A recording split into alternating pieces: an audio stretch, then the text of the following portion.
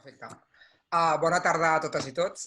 És un autèntic plaer poder estar avui aquí, diguéssim, en aquesta taula, un dia després, diguéssim, d'aquesta celebració, no? Que a tots ens recorda i ens recorda des de diferents punts de vista i des de diferents realitats. No? Iniciem el cicle de la Bienal del Pensament amb aquesta conferència, La conquesta del món, a la qual, en certa manera, reflexionaran i debatran els diferents ponents sobre qüestions tan fonamentals com pot ser les implicacions que pot tenir o ha tingut i continua tenint el colonialisme, l'imperialisme cultural, l'universalisme, entre d'altres.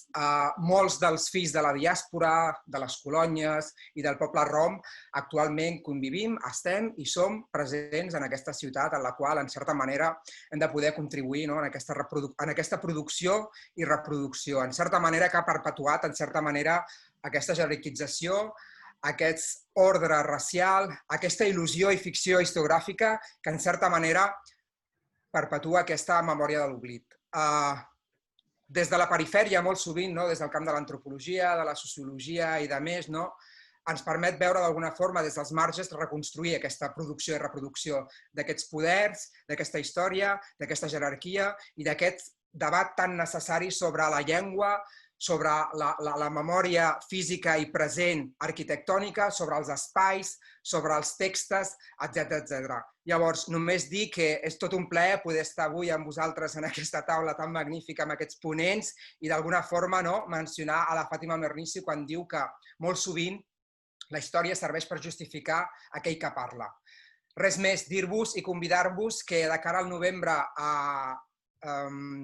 iniciem un cicle que durarà tot un any, que és sobre memòria migrant i intercultural, que estarà configurat de diferents ponències a nivell nacional i internacional, hi haurà tallers, hi haurà taules de debat, etc. El qual segurament us anirem concretant a mesura que vagin passant es vagi tancant, diguéssim, el programa i, de més, res més, no em vull enrotllar més perquè segurament que els ponents tenen coses molt més interessants que dir i moltes gràcies i fins a la propera. Passo a la Míriam Hatibi, perdoneu, que això del directe encara no ho controlo. Gràcies. Canvio i corto. Sí, estem aquí adaptant-nos una mica als formats perquè realment és com una mica estrany. Per una part dius, bueno, així pot participar gent de tot arreu i ningú s'ho perd i no has d'estar corrent cap a l'Espai Avinyó, que està molt cèntric, però està al carrer on està i no tothom treballa per allà. Però a la vegada ens hem d'adaptar a això, anar-nos saludant com podem.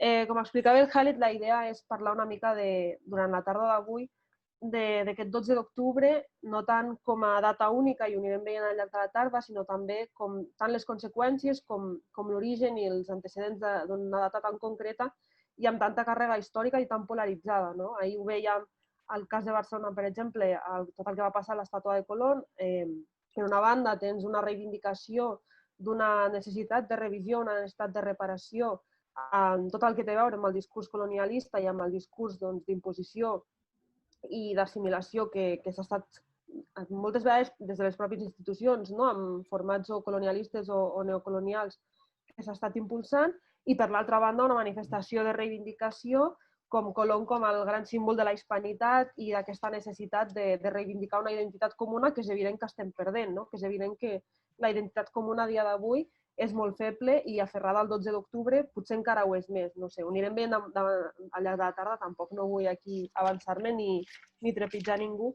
El debat d'avui s'emmarca dins d'aquesta Bienal del Pensament que tenim a Barcelona i s'articula al voltant de 4 eixos. Futurs, que tinc aquí la pista, futurs, democràcia, tecnologia i ciutat.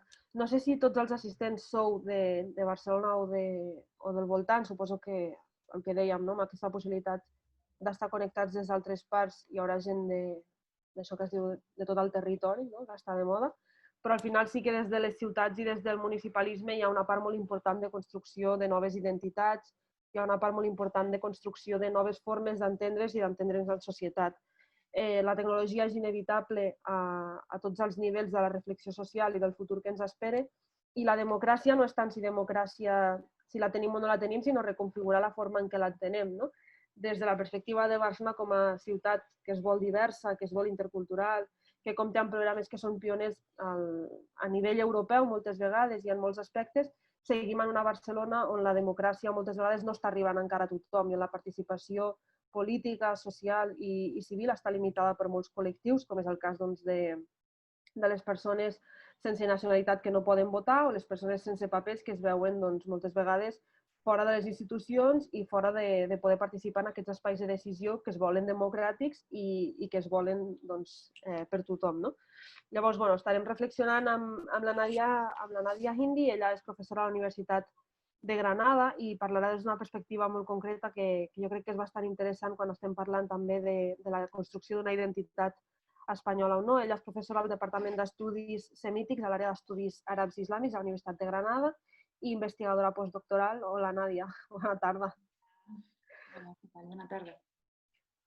Es centra sobretot en la tradició islàmica, les iniciatives islàmiques contemporànies, nacionalismes i feminismes. També tenim a Nicolás Jiménez. Bona tarda, Nicolás. És sociòleg, màster en recerca educativa, ha estat professor lector de l'assignatura Gitanos d'Espanya, Història i Cultura a la Universitat d'Alcalá. És coautor de la Guia de Recursos contra l'Antigitanismo i té un llibre amb Silvia Agüero, Resistencias Gitanas, que es publicarà en breu. No sé si tens data ya, Nicolás. ¿Tenéis fecha para el libro? No, todavía no, pero está a puntico, a puntico. Bueno, ahí estaremos para reservarlo en librerías de barrio.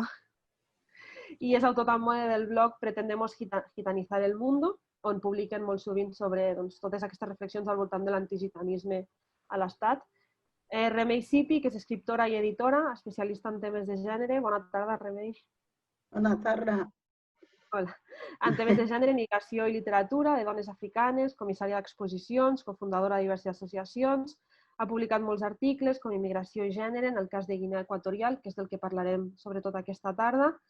Dones migrades, apunts, històries, reflexions i aportacions, contes africans. Bé, la Remei té un historial en publicació i edició a Barcelona que espero consultar-lo també. Té la seva pròpia web, remeisipi.es, i allà podeu veure tot el que ha estat fent. I José Romero, bona tarda. Bona tarda.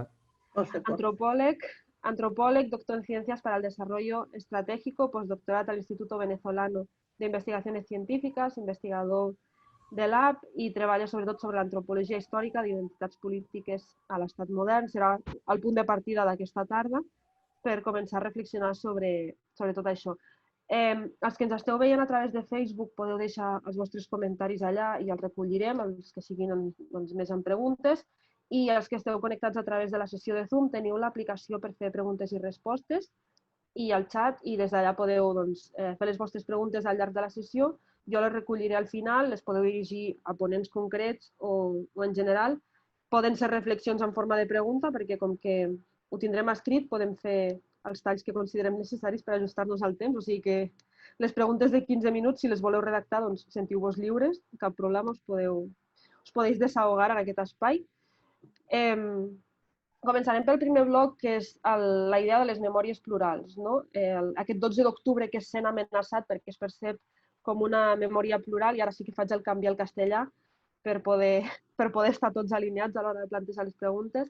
Empezaremos hablando de por qué estamos donde estamos, ¿no? Por qué de repente el 12 de octubre, no de repente, pero por qué parece que se ha convertido en esta fecha polémica, en esta fecha de tanto debate crítico y tanta defensa de lo propio, ¿no? Por una parte, esa defensa y la reflexión alrededor de la colonialidad, y por otra parte, la reflexión o la defensa de la identidad hispánica, y veíamos ayer tuits por parte de políticos de diferentes partidos como si estuvieran aferrándose a la bandera, como si la bandera se estuviera quemando. Entonces, desde diferentes perspectivas, pero al final es verdad que todas esas perspectivas están en los márgenes, ¿no? Se ha ido hablando mucho, y desde los activismos del antirracismo, del pensamiento decolonial, de plantearnos qué se celebra exactamente este 12 de octubre y si realmente entendemos qué significa el 12 de octubre como fecha en el calendario, como este festivo, como esta celebración y que estamos celebrando exactamente.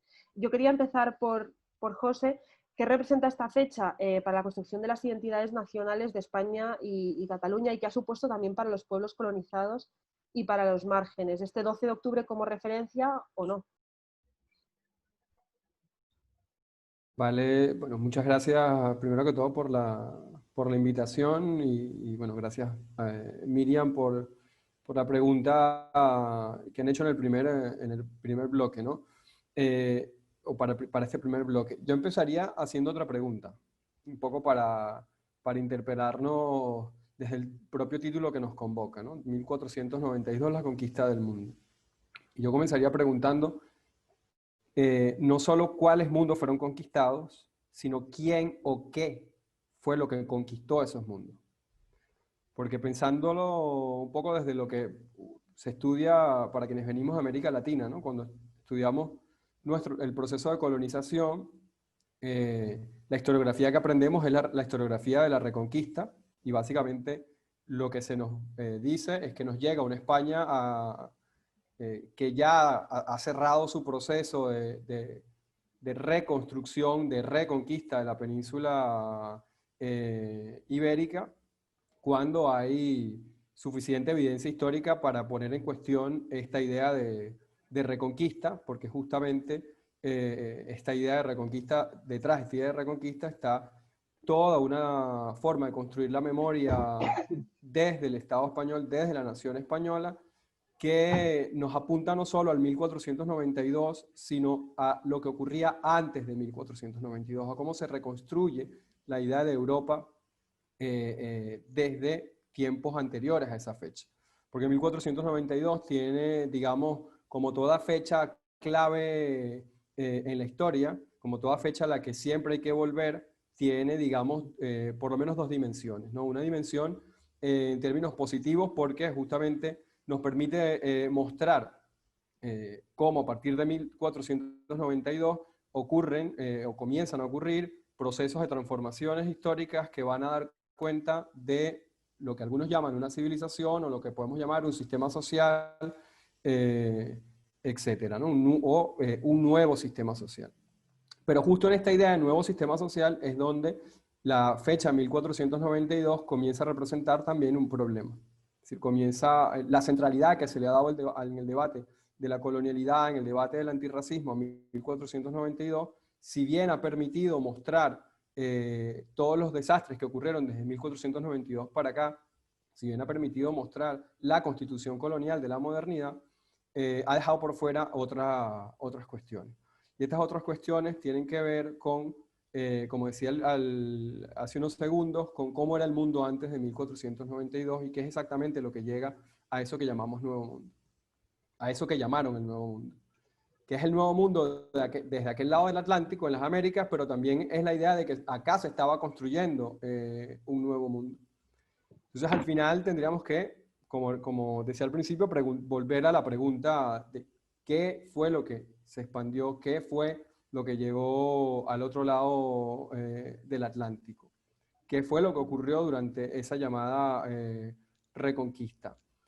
Y cuando uno comienza a mirar un poco más hacia atrás, y digo utilizo la metáfora entre comillas por esto de que la historia nos las venden de manera lineal, y hacemos una distinción entre lo que entendemos por sistema social y lo que entendemos por civilización, podemos comenzar, digamos, a tirar algunas líneas de manera muy breve y de manera esquemática que nos permitan caracterizar qué fue eso que se expandió.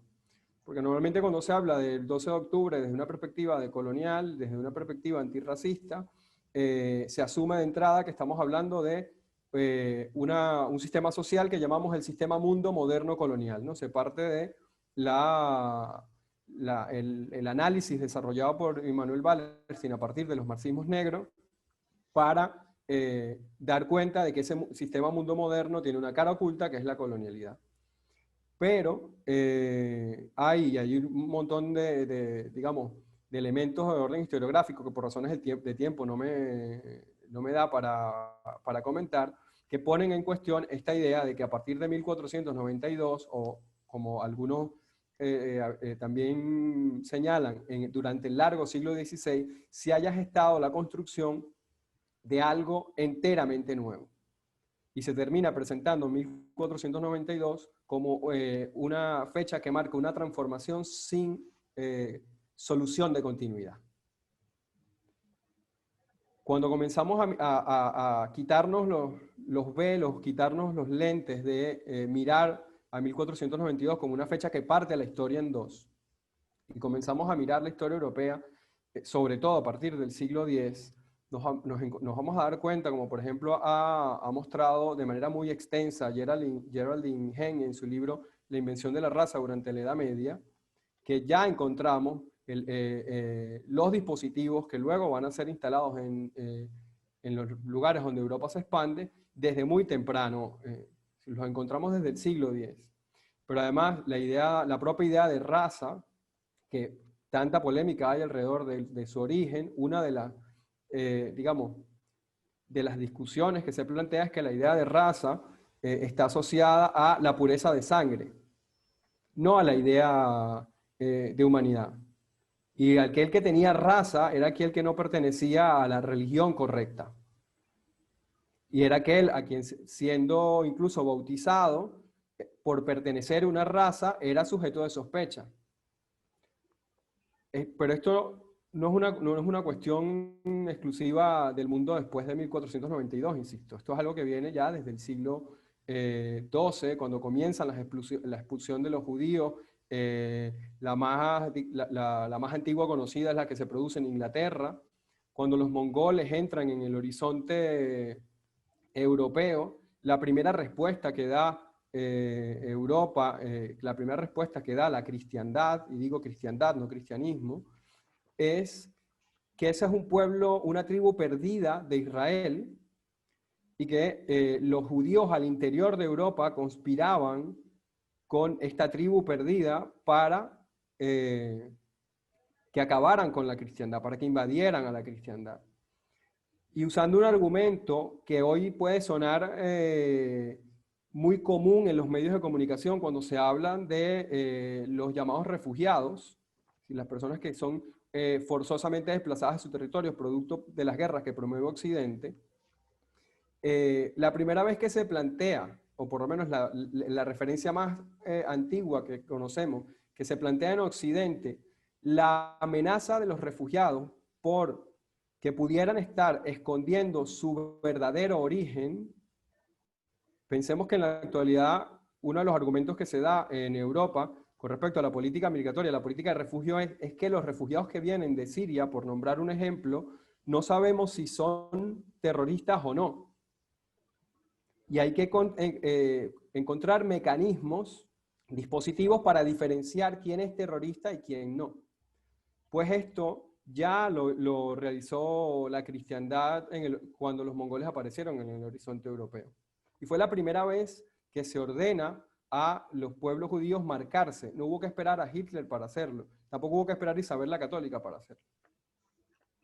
Porque la idea era que había que diferenciar entre los cristianos que estaban siendo desplazados por los mongoles y los judíos que estaban siendo desplazados por los mongoles, para evitar que estos pueblos peligrosos que venían a conspirar contra el orden de la cristiandad entraran a territorio europeo, a territorio de la cristiandad. Y esto nos lleva a plantear de manera, digamos, muy rápida por el tiempo que tenemos para esta primera presentación, la siguiente cuestión. Y es que cuando hablamos de la colonialidad a partir de 1492, de que el origen de la modernidad está, por ejemplo, en el discurso filosófico, ¿no? De la filosofía moderna, está no en el discurso del método de Descartes, sino en el debate de Valladolid, cuando se va, una vez se zanja la discusión sobre si los pueblos de Abya Yala tenían alma o no, se va a discutir entonces cómo es que se va a cristianizar a esos pueblos.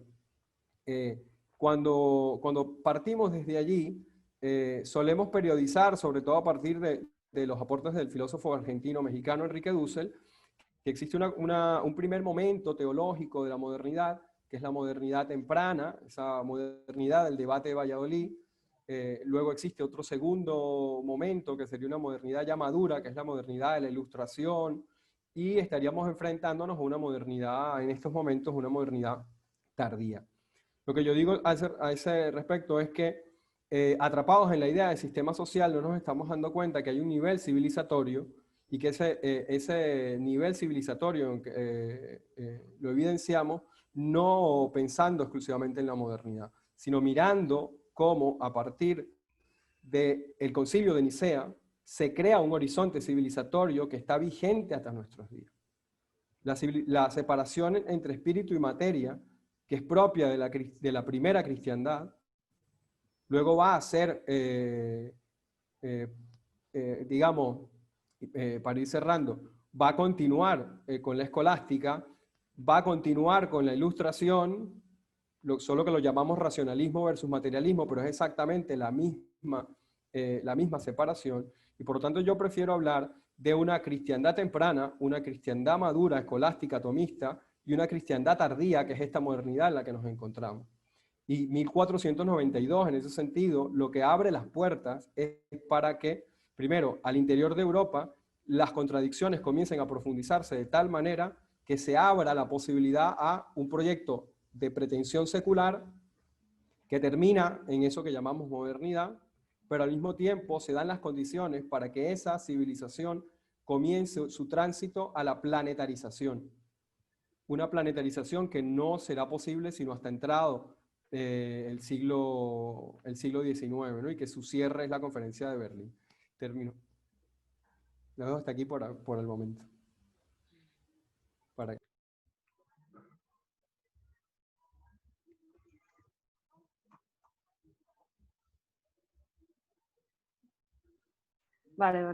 Digo, has abierto muchos frentes, perdón por cortarte. Supongo que Nadia recogerá algunos, pero luego si no recuperamos ya algunas reflexiones. Perdón por cortarte ahí en el último momento.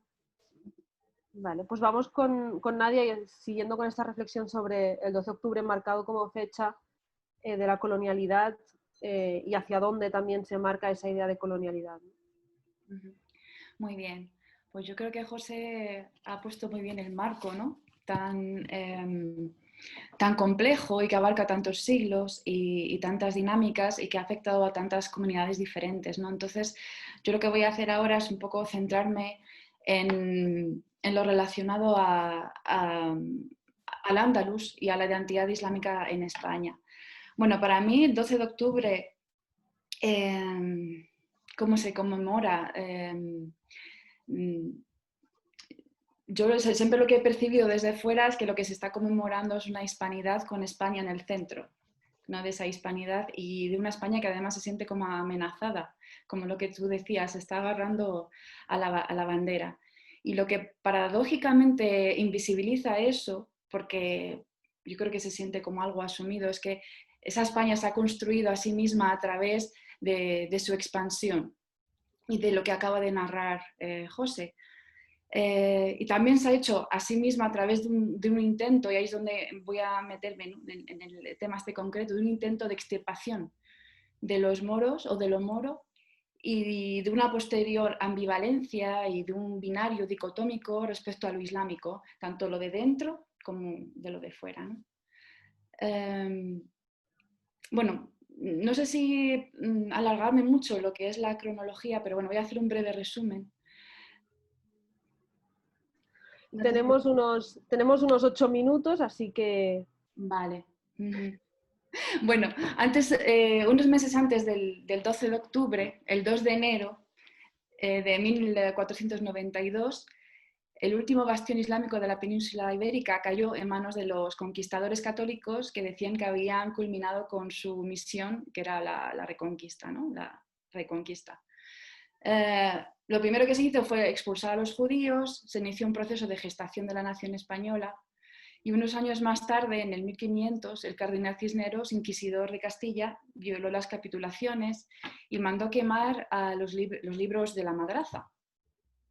Y eso es algo que llevamos denunciando hace muchísimos años a través de la plataforma Granada Abierta en un acto que llamamos Art de la Memoria. Luego, entre 1502 y 1526, era ilegal ser moro, ser musulmán y practicar el árabe, teniendo dos vías por delante, como sabéis, o la conversión y asimilación o la expulsión. Finalmente, en el 609, se firma el edicto de expulsión de los moriscos.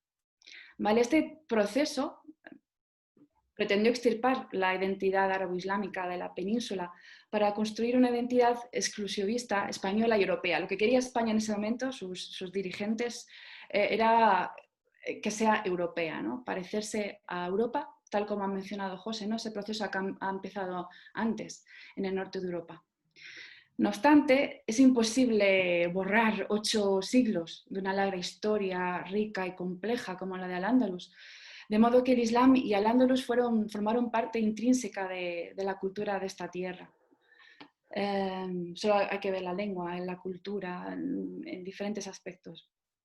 El Islam también es parte intrínseca de la construcción de los dos principales relatos históricos de España, ¿no? Está por una parte el relato que da la bienvenida al Islam como parte de su identidad histórica y otro que lo rechaza como un enemigo, ¿no? Son relatos bastante ideologizados, ¿no? Están polarizados en derecha e izquierda, para que nos entendamos. Y aunque parezcan muy contrarios entre sí, a menudo comparten visiones muy eurocéntricas, ¿no? Ambos comparten generalmente la idea de esa centralidad y superioridad de la civilización europea frente al llamado Oriente, que es un constructo en el que se quiere incluir al Andalus, en el que se incluye al Andalus.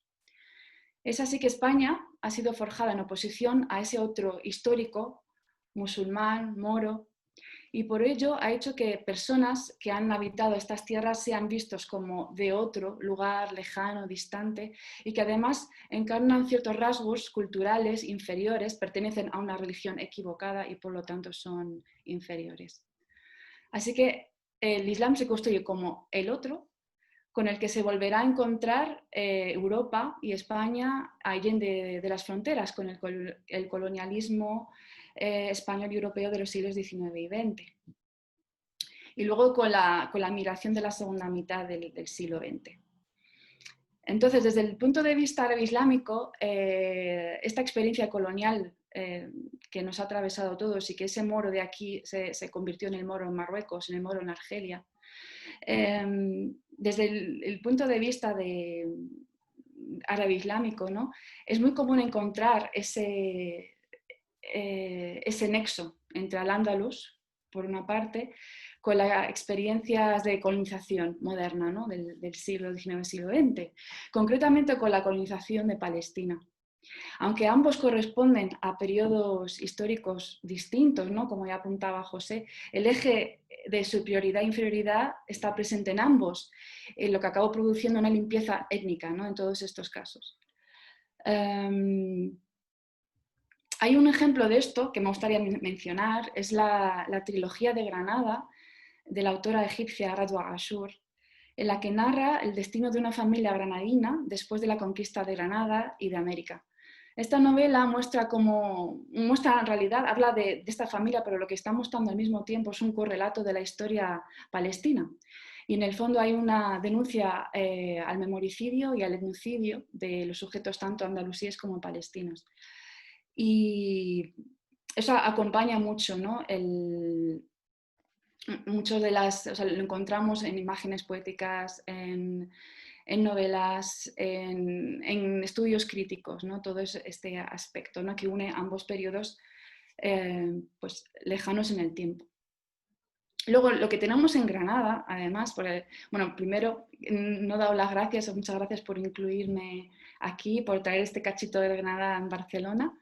Y bueno, y aquí me voy a parar un poquito a hablar un poquito de cuestiones más locales, ¿no? Porque un subproducto de este 12 de octubre nacional que tenemos es el 2 de enero, local, de aquí, que es el día de la toma de Granada. Aunque la violación de las condiciones de rendición, que son las capitulaciones, sucedieron un poco después y todo este proceso comenzó un poquito después, sí que esta fecha encapsula de una manera clara todo ese contenido, todo ese proceso anterior de expulsión, de exclusión, ¿no? Y de etnocidio.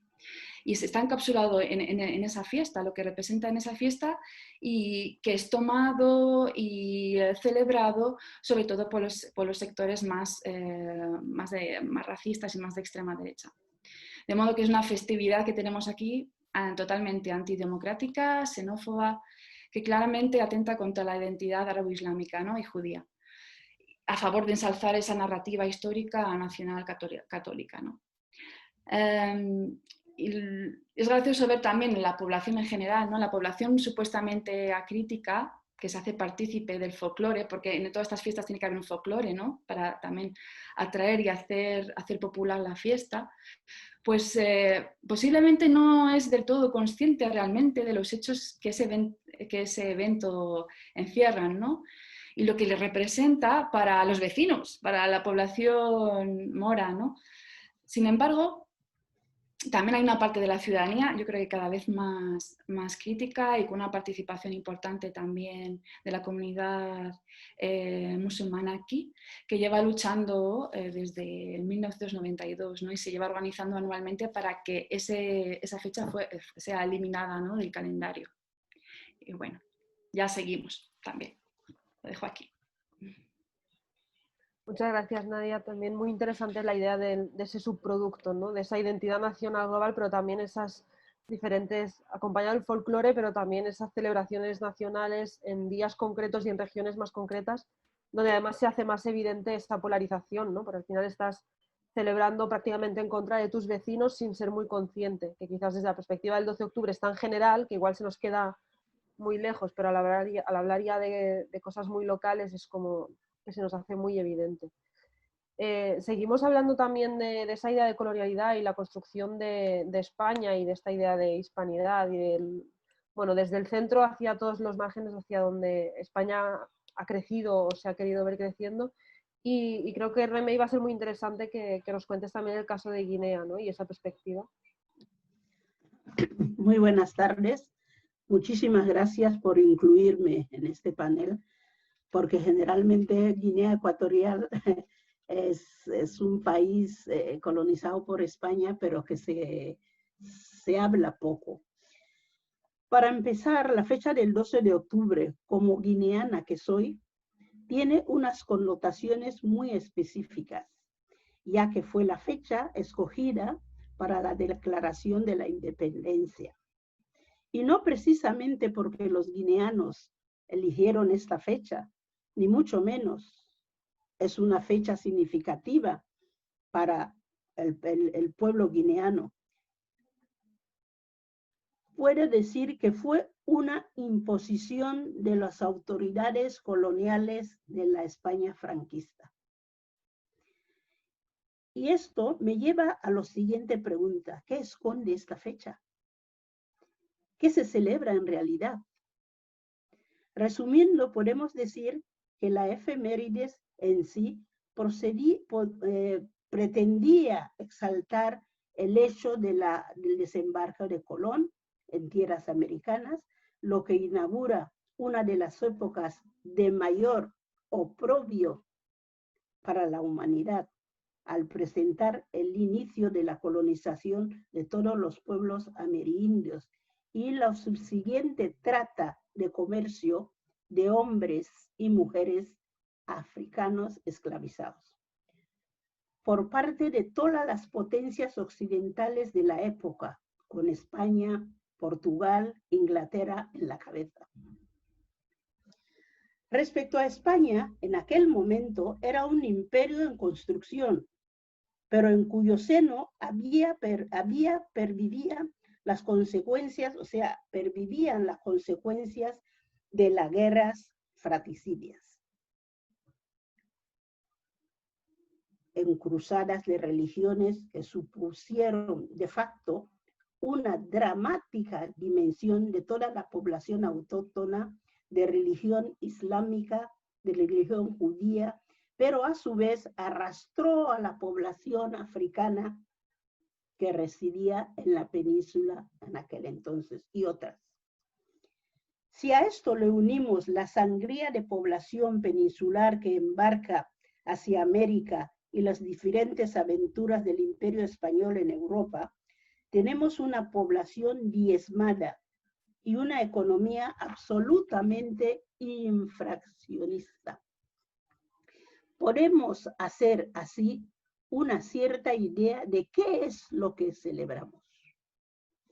Por lo tanto, cuando el franquismo instauró la idea de hispanidad en el imaginario de los pueblos peninsulares y las colonias, que voy a incluir las africanas, vemos con claridad que la única celebración que pretenden en los dominios por la única celebración que pretenden es la denominación o el dominio de los espacios por la violencia, la esclavitud y, cómo no, también la ignorancia.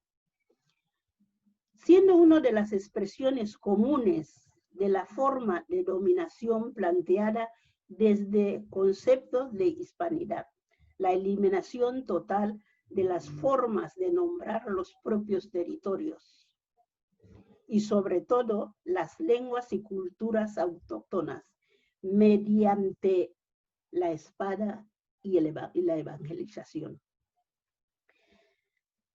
Y la imposición de las lenguas coloniales como única forma de comunicación posible de control de la población.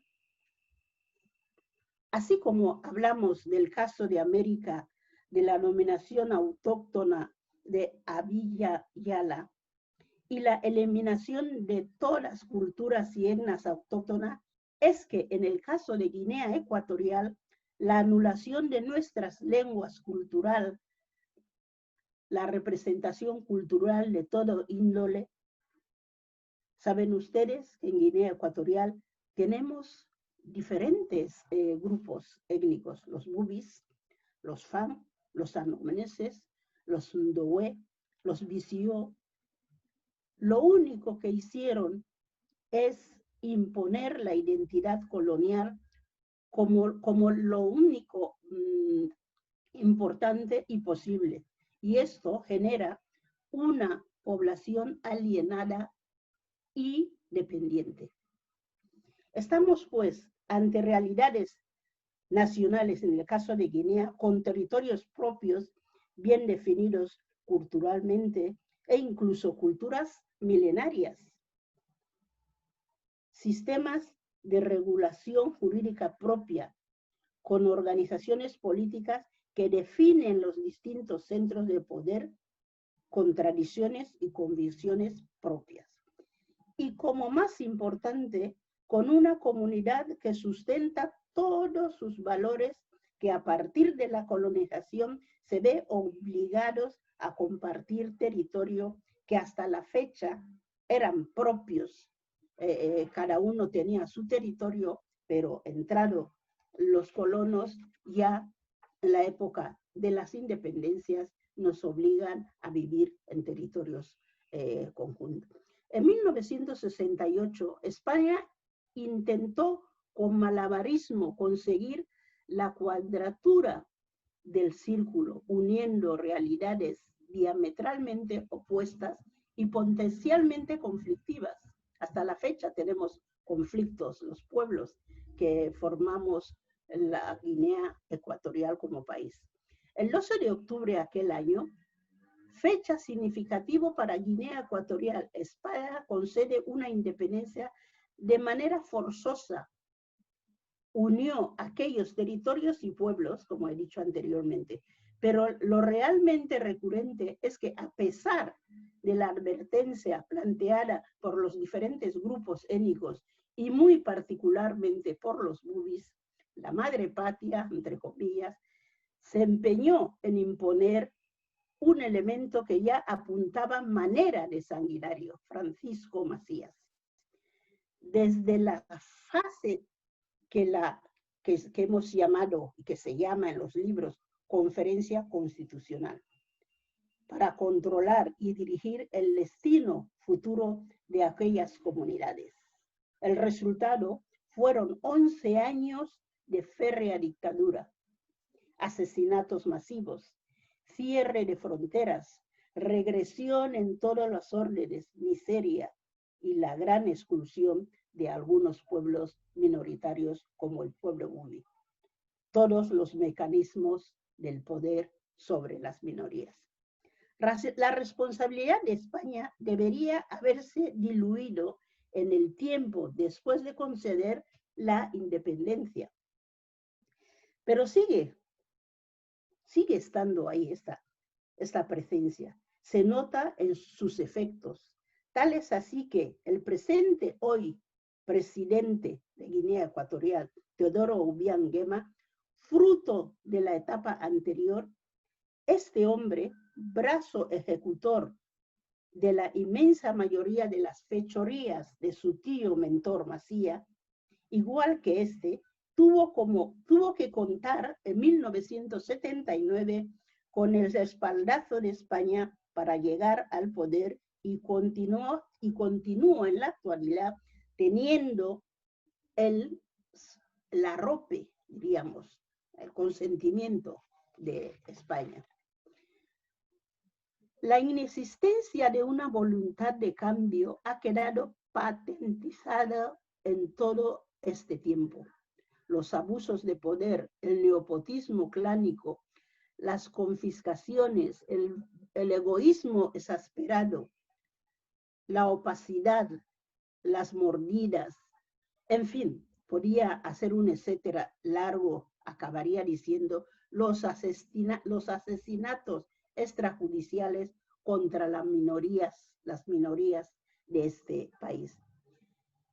Pero donde realmente se manifiesta con mayor profusión la ausencia de voluntad de cambio es en el tratamiento que se da a los conflictos latentes entre las distintas comunidades que pueblan el país. Macías primero y Obiang después han conseguido, como jamás ha habido, ahondar el desencuentro de los pueblos de Guinea Ecuatorial.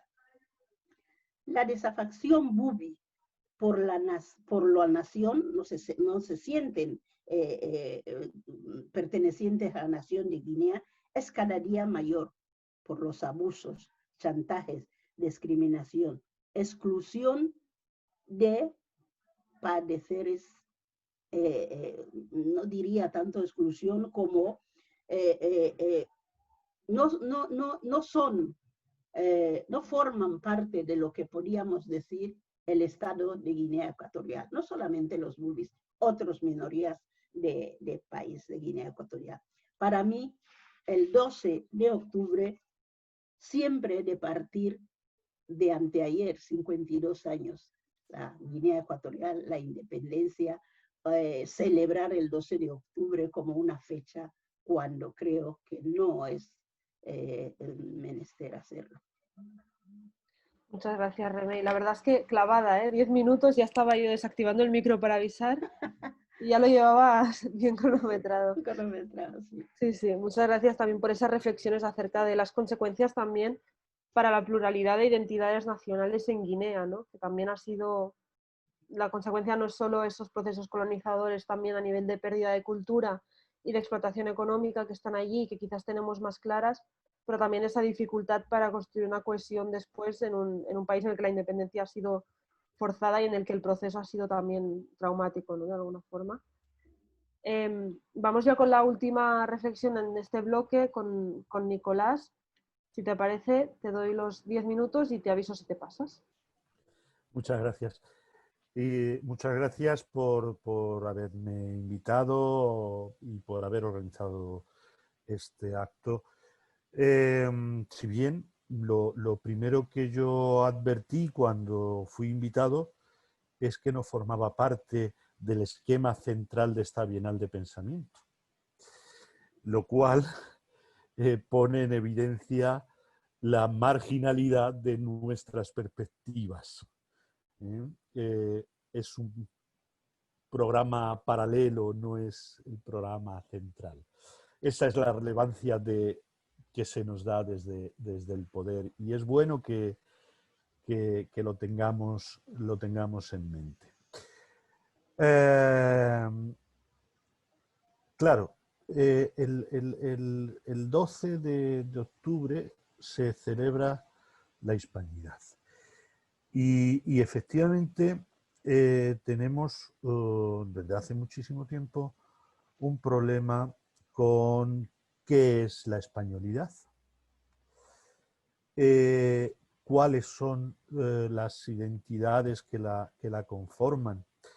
Nadie ha planteado la cuestión de la oposición hacia los moros, pero yo vengo desde hace mucho tiempo diciendo que la construcción que se ha ido haciendo de la españolidad, de la hispanidad, la españolidad de aquí, de la península ibérica, sobre todo, es la negación, o son dos negaciones, por decirlo de alguna forma, que es, ¿qué es ser español? Pues es no ser moro y no ser gitano. Y esa es la base. Pues claro, efectivamente en América se construye un otro, pero un otro que desde al poquito de llegar, por la influencia religiosa y porque les interesaba, etcétera, etcétera, se constituye en una categoría que no llega a ser la superior, que esa la ocupaban los colonizadores, pero casi. Y se traen a los esclavos a negros africanos para tener una categoría inferior. Pero hay otra categoría de personas a las que se deja al margen, que es a los gitanos, a las personas gitanas. En el tercer viaje de Colón hay constancia de las 4 primeras personas gitanas que fueron. Eran dos parejas, suponemos, 2 hombres y 2 mujeres, y aprovecharon el viaje porque de esa manera se libraban del castigo al que habían sido condenados, porque se les acusó de homicidas. No sabemos, no tenemos más datos, no sabemos qué ocurrió exactamente, pero sí que en la documentación de Colón aparecen. Probablemente, aunque hay distintas hipótesis, pero probablemente Rodrigo de Triana, el primero que dijo tierra a la vista, fuera también gitano. Era de Triana y Triana ha sido una gitanería, pero bueno, pues lo dejamos ahí entre paréntesis. Bien, desde el principio ha habido gitanos, pero hay un momento en que se prohíbe que los gitanos viajen a América. Y se prohíbe por temor a que vayan a convertir a los buenos indios en gitanos. Porque los gitanos hemos sido ese otro enclavado aquí dentro, no se sabe muy bien y se sigue sin saber muy bien cómo situarnos. Somos españoles, pero no lo somos. Nadie nos considera realmente como españoles. La Constitución española nos ha dejado absolutamente al margen. España se ha configurado como un estado en el cual hay 17 territorios autónomos, 17 nacionalidades, pero no hay una nacionalidad gitana. Esos 17 territorios tienen sus propias legislaciones, sus propios sistemas educativos, sus propias policías, sus fiestas patronales, pero nada de eso hay para la población gitana. No tenemos ningún festivo laborable que sea gitano. Yo, el 8 de abril, que es el Día Internacional del Pueblo Gitano, si tengo trabajo, tengo que trabajar. No es festivo laborable. Bien. ¿Y cuáles son los símbolos patrios, además del 12 de octubre y de Colón y todo esto? Los Reyes Católicos. Los Reyes Católicos están en el hemiciclo del Parlamento, del Congreso de los Diputados, esa imagen que siempre sacan de los diputados hablando y tal. Si la ampliasen un poquito, se vería que detrás hay un gran tapiz con el escudo de España, y a cada lado de este tapiz hay unas enormes esculturas de los 2 reyes católicos, de Isabel y de Fernando, en un mármol carísimo y todo esto. Ese es el nivel. Los reyes católicos en 1499, iniciaron el proceso legislativo antigitano. Más de 230 leyes se han publicado en España contra nosotros. Y la base fundamental de esa persecución consistía en que dejásemos de ser gitanos. O sea, el hecho de ser gitano era un delito. ¿Y en qué consistía? ¿Cómo sabían que éramos gitanos? Pues porque hablásemos el romano, porque vistiésemos con una ropa determinada o porque tuviéramos una serie de oficios. Entonces, ese espíritu de esas leyes sigue estando presente.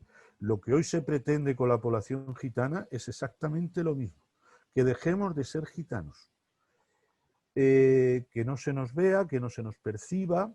Todas las políticas que se desarrollan en relación con el pueblo gitano, que son absolutamente miserables en cuanto a presupuesto y son indignas en cuanto a nivel jerárquico y a lugar que ocupan en la agenda política y en el entramado institucional, todas son tendentes a eso, a que dejemos de ser gitanos, a que nos integremos, que nos convirtamos en buenos payos y nos olvidemos de esta cosa terrible de ser gitano, del gitanismo, esa secta que se le podía contagiar a aquellos buenos indios. Bien, por entrar un poco en lo... o seguir intentando complejizar y problematizar toda esta cosa, esta cuestión de la memoria. Porque lo decía José al principio, la historia, no solo la historia, el resto de cuestiones que tienen que ver con las cosas nuestras humanas de cada día, se intentan explicar de una manera lineal, causal, todo se intenta justificar, pues esto fue primero, esto fue después, ¿no? Esta genealogía, estas cosas. Y eso es muy malo, porque ese tipo de pensamiento nos obliga a mirar en una única dirección. Y en esto coincide todo el espectro ideológico que ocupa el poder. Tanto la izquierda como la derecha se mueven en esa banda. Te voy a cortar en un minuto, Nicolás. ¡Ay! ¿Te da tiempo? Claro, pero tanto me he enrollado. Bueno, no, a ver, está muy interesante, pero igual me he equivocado yo al contar, pero un minuto más. Yo Sí. diría que te has equivocado mucho, pero bueno, vale, bien. Nada, simplemente una cosa para que veamos cómo es esta cosa tan compleja. Hoy es 13 de octubre de 2020. Bien, pues el 13 de octubre del 42, en la Alemania nazi, en las autoridades, Himmler en concreto, que era el máximo dirigente de las SS y responsable del sistema de los campos de exterminio, eligió a 9 hombres gitanos para que elaborasen listas de gitanos y gitanas puros, porque los que eran mestizos los consideraban más peligrosos, y a estos los salvarían del Samudaripen. ¿Vale? Fijaos cómo debió de ser las fatigas que debieron de pasar. No sé si os he perdido, ¿algo he hecho? No Nosotros sé. te oímos y te vemos, o sea, vale, no perfecto, hemos notado perfecto. nada raro, No hay problema, vale. Las fatigas que pasaron aquellas personas. Ahora estamos ahí. Para hacer esas listas. El resultado de esas listas fue que al final todos, incluidos los que hicieron las listas, acabaron en los campos de concentración. Esa es mi memoria, ¿vale? Nadie sabe qué es el Samudaripen, qué es el genocidio antigitano durante la época nazi. Pero nadie tampoco sabe qué es la Gran Redada. La Gran Redada ocurrió aquí en España en 1749. Y la Gran Redada fue la alternativa para acabar con el problema gitano en España. En los textos de la época se dice para extinguir a tan nefasta raza. Se habían planteado enviarnos a América, pero habían visto la experiencia en Portugal, que Portugal sí que decretó como castigo por ser gitano el envío a las colonias, las mujeres hacia Angola y los hombres a Brasil, para que no procreasen.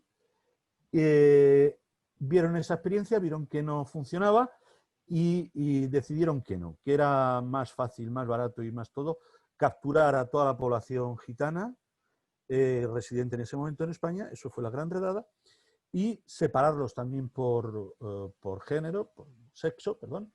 Las mujeres a casas de misericordia y hospitales a hacer labores femeninas y los hombres a construir barcos que reforzasen la armada.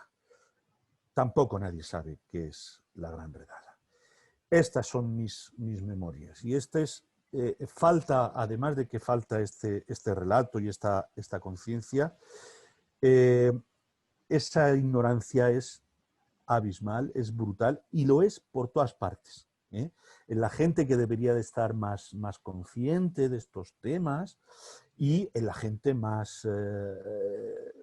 menos consciente. Ya está, ya termino. Vale, gracias, Nicolás. Siempre que te escucho hablar, tanto a ti como a Silvia, siempre pienso lo mismo, o a Pastora Filigrana, ¿no? De decir que poco sabemos del antigitanismo en Europa y en España, que es algo que nos es realmente cercano y que poco conocemos con toda la historia que tiene y con la poca reparación que se ha hecho, con el... Bueno, lo mal que estamos también, ¿no? Cuando miras a nivel de vocabulario y a nivel de las formas de expresarse de esa identidad española, es profundamente antigitana en muchos aspectos y lo desconocemos profundamente. Comenta por aquí, antes de ir al segundo bloque, Esther Puigmartí hablaba de que las intervenciones están siendo muy interesantes, pero es verdad que en Cataluña todavía tenemos un debate pendiente cuando se habla de colonización, pueblos y culturas, que es el tema del catalán, y tiene razón en el comentario que hace. Esther, aquí hem començat en català, després hem passat a fer les preguntes en castellà perquè els ponents s'expressen en castellà, la majoria d'ells viuen fora de Barcelona, però el que podem fer ara mateix és veritat que jo puc fer les preguntes en català i fer almenys la introducció y después pasar a hacer la última parte de la pregunta en castellà. Con vosotros hemos hablado, sabéis un poco hacia dónde va el segundo bloque, entonces voy a hacer un poco la introducción en catalán y paso al castellano antes de lanzaros el micro para que de repente no digáis, bueno, me acaba de insultar o qué ha pasado, aunque yo creo que más o menos lo vais a seguir.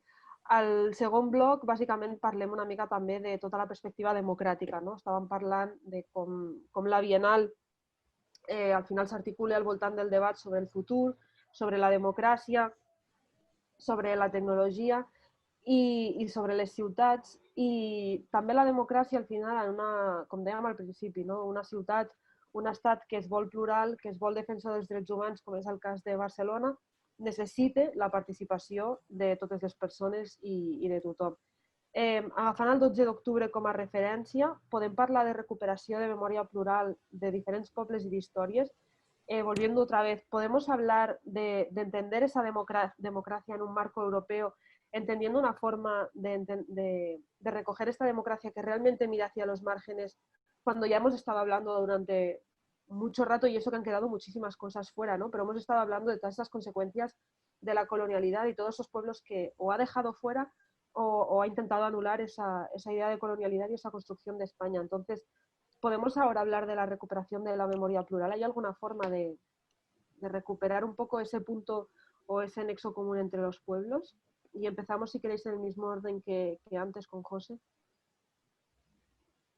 Vale, para arrancar este bloque, comenzaría un poco, digamos, en la misma línea de la intervención anterior, partiendo que el relato celebratorio del 12 de octubre, como el relato celebratorio de la Reconquista, son importantes para la idea de España, no solo por lo que significó en términos de la construcción de su expansión colonial, sino que también es fundamental para la idea de España como nación occidental, no solo como nación a secas. Y ahí es donde, digamos, quisiera centrarme para este segundo bloque, en torno a cómo nos imaginamos los posibles futuros, cómo, digamos, tejemos memorias, porque es que, decía en el bloque anterior, 1492 implicó la condición de posibilidad para la planetarización de la civilización occidental, de la cristiandad occidental, lo cual tuvo como consecuencia una catástrofe metafísica de dimensiones planetarias. Y por catástrofe metafísica me refiero a los términos, por ejemplo, en lo que los plantea Nelson Maldonado Torres, ¿no? Es decir, porque cuando se asesinan los cuerpos de un pueblo, no solo se están asesinando esos cuerpos, sino que se están asesinando unos conocimientos, se están asesinando unas memorias, pero se están asesinando también unas posibilidades de futuro. Si las formas de realización de cada pueblo en su quehacer concreto implica un devenir que es siempre abierto, pero que opera a partir de las múltiples tradiciones que cada uno de estos pueblos puede haber tenido, ¿no? Muchos memes anticondenatorios o celebratorios del 12 de octubre por estos días, tanto en América Latina como acá en la península ibérica, veíamos cómo colocaban que lo que ocurrió el 12 de octubre fue que se detuvo el asesinato de niños, el canibalismo ritual, etc., ¿no? Lo que está detrás de eso es, les llevamos la civilización. Y voy a decir una cosa que puede ser muy chocante para algunos, pero que me parece un ejemplo, digamos, radicalmente interesante, sobre todo porque se ha nombrado el ejemplo de Palestina.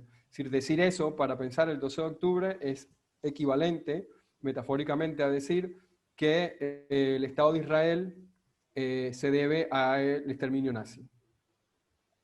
Es que es una consecuencia del exterminio nazi. Por lo tanto, habría que celebrar la Noche de los Cristales Rotos, porque eso al final terminó en el Estado de Israel. Y el Estado Nacional de Israel, sabemos lo que hace con el pueblo indígena de la región, que es el pueblo palestino, o uno de los pueblos indígenas de la región, que es el pueblo palestino, y sabemos lo que han hecho los estados nacionales que surgieron con los procesos de independencia posterior al siglo XIX en América Latina. Exterminaron, hicieron un segundo exterminio. De modo que el reto para pensar los futuros y para tejer, digamos, horizontes distintos, es poder comenzar a tomarnos en serio los futuros que están insertos en esas tradiciones que aún persisten. Y cuando digo tomárnoslos en serio, es tomárnoslos en serio. Es decir, si uno, por ejemplo, mira la estructura del Estado moderno, es la forma secular de la Santísima Trinidad. El Estado es el Padre, el legislativo es el Hijo, el que viene a hacer el contrato social, el que viene a dictar el nuevo pacto, la nueva alianza. Estoy casi que citando el Evangelio. Y el judicial es el Espíritu Santo que viene a dictar justicia. ¿Por qué no pensar formas de instituciones? ¿Por qué no pensar un Estado que no reproduzca de manera secular la cosmología de la cristiandad? ¿Por qué no es posible pensar en formas, por ejemplo, como los caracoles, como los ayú, los caracoles tojolabales en el mundo maya, los ayú en Bolivia, que son otra manera de pensar la institucionalidad, otra manera de pensar el Estado, y por lo tanto se desprenden de esas otras maneras, formas distintas de resolver los conflictos, y por lo tanto otros futuros se abren? ¿Por qué no pensar el Estado desde el sistema de los orillas? ¿Por qué no pensar otra, digamos, una institucionalidad que parta de otras tradiciones, de otra espiritualidad? Porque cuando hablamos de democracia siempre hay que mirar la experiencia europea. Y cierro con esto. Dice el Movimiento Zapatista de Liberación Nacional en México, vinieron con una democracia, con una palabra, democracia, donde lo que mandan, mandas mandando. Pero aquí nosotros tenemos una democracia donde los que mandan, mandan obedeciendo. Y es darle la vuelta. Es darle la vuelta a, en este caso, una palabra que incluso autores que han sido condenados por la academia por razones del racismo académico, como Martin Bernal, han mostrado que ni siquiera la palabra democracia es de origen griego, sino que se remonta al copto, y hay que recordar que Grecia fue una colonia egipcia, por lo tanto la palabra democracia es africana, es de raíz africana. Pero a la hora de pensar esto pensamos en Europa, en esta Europa fortaleza, y ahí estando, digamos, en la península ibérica, el reto es posible pensar la democracia de otra manera desde Europa, pero no solo desde la Europa geográfica, sino desde la Europa como horizontes de sentido. Porque es que Europa es justamente todo esto que hemos estado hablando, que decimos se pretende celebrar cuando se celebra el 12 de octubre de 1492. Entonces, es posible pensar otra democracia desde esa Europa, es decir, teniendo ese lugar epistémico como lugar de enunciación. Como señala un compañero, por cierto, de Granada, Javier García Fernández, que habla de descolonizar Europa. ¿Es posible descolonizar Europa? ¿O hay que mirar a otro lugar? Dejaría esa pregunta allí para el debate, porque además, digamos, obviamente no tengo la respuesta tampoco. Pues, José, yo voy a rebotar de esa pregunta después en el debate, porque has lanzado esa y otras sobre los sistemas democráticos y cómo los entendemos y cuáles son necesarios y no. Y yo pensaba, cada vez que lanzabas una pregunta, pensaba, pero ahora quiero saber qué piensas tú de eso, ¿no? Entonces, te las voy a rebotar dentro de un rato si nos quedan minutos, así que ya puedes ir pensando. Vale.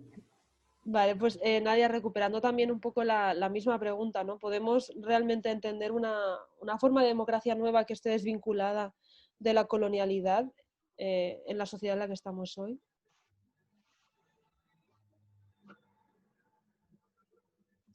Vale, realmente es un problema realmente complejo, ¿no? Porque desde la dimensión social o este movimiento que ha empezado de una mayor conciencia es fácil imaginar y debemos imaginarlo. Debemos de plantearlo en el horizonte porque si no, nunca se va a materializar. Otra cosa es los instrumentos, el cómo hacerlo. Partiendo de esa palabra mágica, el pluralismo, pluralidad, ¿no? De que tanto hacen gala en Europa y que se llenan tanto la boca, pues bueno, no se complejiza lo suficiente, ¿no? Es un pluralismo como el multiculturalismo, ¿no? Es liberal y está centrado en una mayoría concreta blanca, ¿no? Europea. Entonces, empezando por ahí, habría que descentrarlo. Ese pluralismo habría que complejizarlo y descentrarlo para realmente crear una sociedad que sea intercultural de verdad y crear una narrativa quizás incluso que pueda ser colectiva, consensuada, que sea inclusiva. O sea, ¿por qué no? No lo sé. Esto implicaría, claro, implica necesariamente que estar dispuesto, una continua disposición de construir mitos, de construir mitos históricos. Por lo tanto, aquí las narrativas históricas de España, de Europa, necesitan ser cuestionadas bajo los propios ojos de los hechos y acontecimientos históricos. O sea, realmente no sería tan difícil cuando la propia historia está hablando y cuando hay muchas memorias que pueden encargarse de formar ese puzzle tan grande. O sea, tenemos todas las herramientas académicas, historiográficas para poder hacer todo eso, ¿no? Pero es a ver quién, si esa narrativa histórica mayoritaria se quiere someter a este escrutinio realmente. Por un lado, eso, tiene que estar dispuestas a ponerse, ¿no? Allí y a ser cuestionada, y al mismo tiempo las otras narrativas, las otras memorias históricas necesitan ser respetadas y atendidas, obviamente, si no, esto no sería posible. Para mí, personalmente, es como un proceso largo en que uno va integrando de manera individual y colectiva tanto las luces y las sombras, ¿no? de nuestra historia, y a veces también extrapolarlo a nivel de humanidad, ¿no? es que también a veces me cuesta mucho alejarlo de la crisis actual tan fuerte que está poniendo tan patente las desigualdades que, no sé, a veces se me va un poco el pensamiento hacia allí, pero bueno, es un tema también complicado que si queréis pueden comentar después. Luego hay otra trampa, ¿no?, que está muy relacionada con lo que decía José, que es una trampa más de la democracia que tenemos, ¿no?, que es el propio concepto eurocéntrico de Estado-nación, en que la supuesta mayoría se impone numéricamente sobre las denominadas minorías, ¿no? Eso, por ejemplo, en el contexto árabe-islámico, yo soy originaria de Irak, la mayoría de minorías no se contemplaban, ¿no? Somos componentes de una sociedad. Y hablar de mayorías, minorías, que al final se han puesto después de la Segunda Guerra Mundial, todos los programas de las Naciones Unidas, todo este lenguaje de derechos y tal, pues ha ido un poquito integrando, pero en nuestra, digamos, historia hablamos más de componentes, de elementos, pero dentro de esta estructura de Estado-nación y esa supuesta mayoría-minoría, pues es bastante perverso, ¿no? Lo que se dice normalmente es la dictadura de las mayorías. Entonces habría que pensar otra manera de hacerlo y pensar qué instrumentos políticos, qué ejemplos tenemos en el mundo ahí donde podemos mirar que puedan revertir, ¿no?, estos efectos negativos de esta estructura, ¿no?, para crear realmente, para simplemente adaptarnos a la realidad que hay, que es súper diversa, súper heterogénea, con cada vez mayor conciencia, mayor participación, o más deseo y anhelo de participación. Entonces, realmente es un trabajo muy, muy necesario, ¿no? De mucha revisión, ¿no? También, y mucho lo que decías, tienes que ver al que has leído como margen, tienes que verlo como igual para estar dispuesto también a deconstruir esos mitos, porque los estás deconstruyendo o los estás un poco desmontando en favor de lo que antes discutías si tenía alma o no tenía alma, ¿no?, que hablabais al principio. Vamos con Remey también con la misma pregunta y también desde la perspectiva de Guinea, ¿no? ¿Cómo se construye la democracia desvinculándola de esa idea de colonialidad? Entiendo por memoria democrática todos aquellos procesos de descolonización real de la sociedad occidental que implica la reformulación tanto en las narrativas como de las consecuencias prácticas que han de tener en estas sociedades. Con la elección de la nueva práctica social que se orienten a la desaparición del racismo y la xenofobia, de la exclusión social, la marginación, la pobreza, de una igualdad real de derechos y obligaciones. Estas nuevas narrativas para la nueva realidad, en este caso ya de la gente que estamos fuera, que también entramos en esta colonización que necesitamos, la descolonización, decía que esta nueva narrativa para la nueva realidad que nos plantee un futuro incierto como con el que estamos viviendo en la actualidad, han de pasar porque a los otros se refiere por un reconocimiento implícito de la alteridad, con todas nuestras diferencias y nuestras aportaciones sociales, económicos, culturales, en la nueva sociedad por venir. En el caso de Guinea Ecuatorial, sí, tiene que venir una nueva sociedad, porque el nepotismo y todo lo que ha implantado las dos dictaduras no son necesariamente de buena vista. Por lo tanto, hay un primer paso imprescindible que hace referencia precisamente a la desconstrucción de todo lo que son narrativas impuestas. Un escritor de un país sin biblioteca. Las únicas narrativas que teníamos, algunas, las mujeres y hombres de mi generación, eran narrativas de aquí, de la colonia. No sabíamos narrativas ni siquiera del entorno, ni siquiera de los que vivían ahí.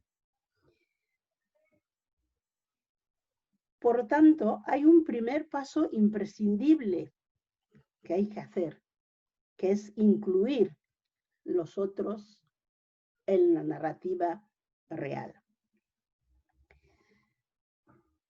Decía también que lo más importante como unas comunidades que sustentan todos estos valores y que han de tener su reflejo en las leyes que sean favorables a sus necesidades y a sus intereses. En el caso de Guinea Ecuatorial, ni siquiera hay leyes. Entonces, si no hay leyes, siempre hay el oprimido. En este caso ya no estoy hablando de la colonización, estoy hablando de los que han puesto los colonos, que es la continuación de la colonización. También, siguiendo las premisas hasta aquí apuntadas, entiendo yo que estaremos estableciendo las bases para una democracia real e inclusiva. Y lo que es más importante, basadas en criterios descoloniales. Se descolonizó algunos países, pero siguen siendo países colonizados. Que nos ayuden a superar marginalidades, reconociendo todas y todos el espacio social como espacio común y propio, donde la superación del individualismo excluyente venga seguida de una construcción colectiva en una sociedad más democrática y para todas las personas.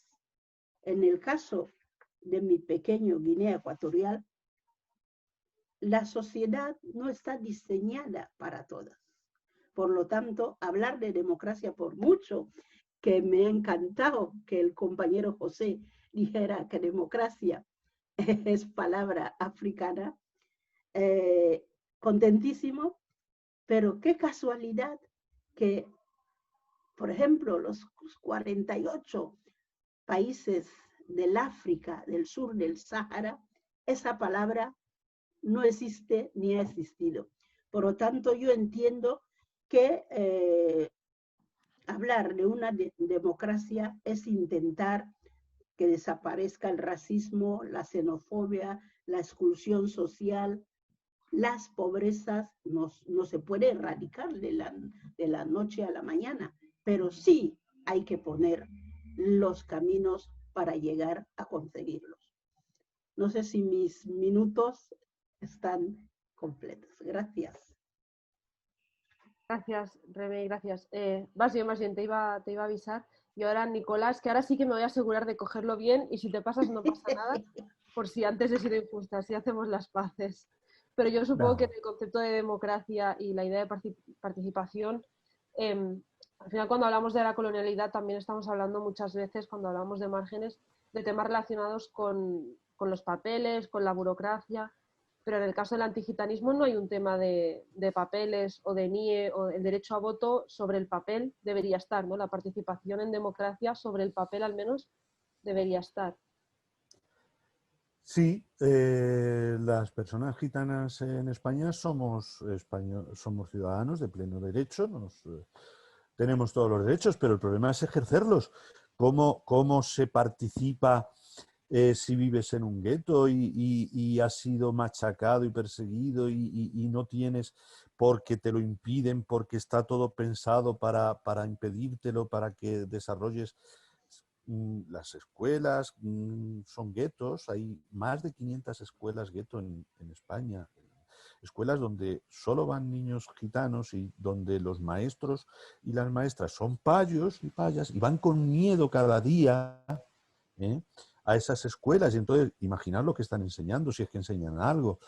El fracaso escolar o el fracaso del sistema escolar con los niños, la ministra Celaá, antes de la pandemia, que estaba menos ocupada, se felicitaba porque en los últimos 15 años se había mejorado en 3 puntos, pero es que estamos en el 70 y tantos % de fracaso escolar en la ESO. Vamos, esto es terrorífico. Entonces, claro, ¿quién decide? Estamos hablando de la memoria y cómo se conserva la memoria y cómo se explica la historia y para qué. Esas son las preguntas. Para mí la respuesta es que todo esto debe servir para que seamos más felices, para que estemos más a gusto las personas. Porque el problema de todo esto es que nos genera mucha violencia y mucho malestar a mucha parte de la sociedad, ¿vale? Entonces, ¿quién decide qué días hay que celebrar o qué estatuas hay que poner o cómo se nombran las calles o qué forma parte del currículo escolar? ¿Quién decide en qué procesos participa la ciudadanía? ¿Quién decide por qué canales participa la gente? Claro, la tecnología, que forma parte de este debate en el cual estamos participando. La tecnología es una nueva barrera contra un montón de gente. Ahora parece que es muy fácil, que podemos utilizar el Zoom y todas estas herramientas, pero ¿qué pasa? Que todo el mundo tiene ordenador en su casa y wifi y todo esto. Todas las gestiones administrativas hay que hacerlas ahora online. Claro, esta nueva brecha digital, ¿a quién está afectando? Pues está afectando a quienes peor estamos, ¿eh? En todos los sentidos. Entonces, claro, se implantan métodos de consulta a la ciudadanía. ¿Y cómo se hacen? Pues a través de una página web. Con lo cual, ya no está participando quien quiere, quien necesita participar para ser oído, ¿eh? Porque a la gente que forma parte de la payitud, a los payos y a las payas, a los blancos y a las blancas, ya hay gente que les representa en todos los sitios de poder, pero a nosotros, a los gitanos y a los otros grupos minoritarios o racializados, como queramos llamar cada uno, pues no hay quien nos represente. Mientras sigan mandando los payos y las payas, o solo los payos y las payas, estamos jodidos. Porque a ellos les va bien, a quienes nos va mal es a nosotros, ¿eh? Entonces, este es el tipo de cuestiones que debemos ver, ¿eh? ¿Qué consecuencias tiene que la decisión de si gasto en mejorar una escuela en este barrio donde la población mayoritaria es gitana o es migrante, o gasto en hacer una rotonda en no sé dónde? Porque esas son las decisiones en las que la ciudadanía tiene que participar. Y es fundamental que trascendamos el ámbito de lo simbólico. Claro, porque el debate centrado en lo simbólico, en las esculturas, en las banderas, en si hay o no hay una celebración, pues nos puede congratular a los activistas que estamos en un cierto nivel. Pero ¿qué consecuencias reales tiene para la gente? Si aquí es que el tema es que el Pozo del Tío Raimundo, que es un barrio de Madrid con población gitana, donde ha habido el año pasado un grave conflicto de racismo antigitano, se limpia con menos frecuencia que otros barrios de Madrid. Que la Mina en Barcelona se limpia menos, está peor iluminada, tiene peores dotaciones, que las 3.000 viviendas en Sevilla tienen peores servicios. A los maestros y las maestras a los que destinan a estos colegios, ya digo, van con miedo. Yo, que he participado en muchas formaciones a maestros y maestras de estos colegios, gueto y tal, siempre les he preguntado, ¿dónde llevas a tus hijos? ¿Los traes a este colegio? No, claro que no los llevan a esos colegios. O sea, no es un buen colegio para tus hijos, pero sí para los niños y las niñas gitanas. Este es el tipo de cosas que debemos de plantearnos si realmente queremos que esto vaya mejor. Entonces, hay que diseñar, evidentemente, como decía Nadia, para evitar las dictaduras de las mayorías, hay que diseñar modelos de participación que compensen esas carencias y hay que generar cuotas. si la población gitana es el 2%, pues tiene que haber un 2% de todo, del presupuesto, de las decisiones, de los espacios, de las representaciones, de los museos, que sea nuestro y que lo decidamos nosotros, nosotras.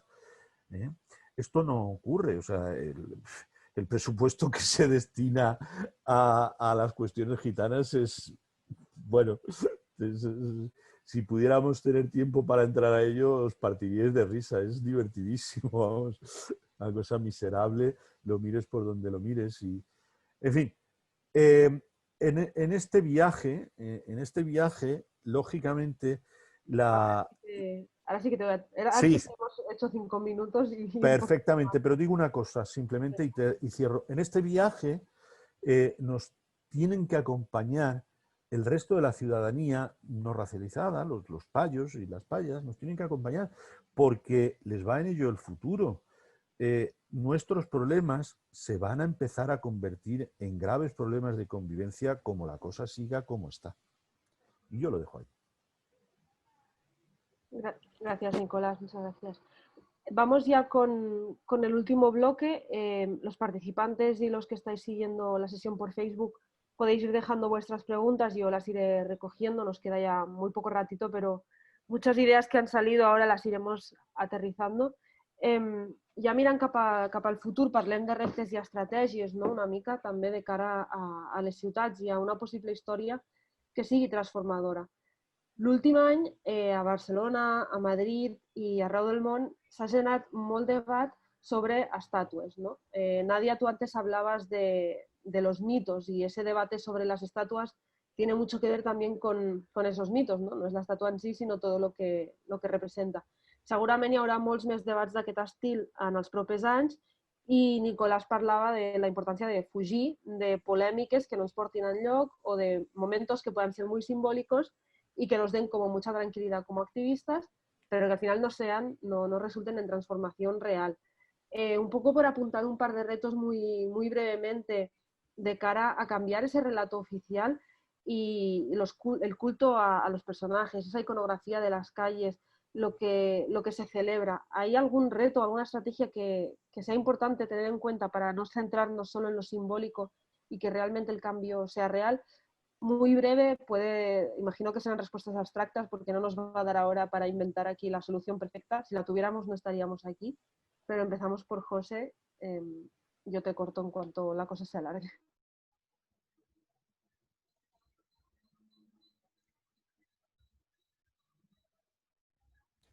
Comenzar digamos, este bloque diciendo que la historia es la epistemología subyacente tanto a las ciencias sociales como a nuestras prácticas políticas, como a nuestras prácticas de vida cotidiana.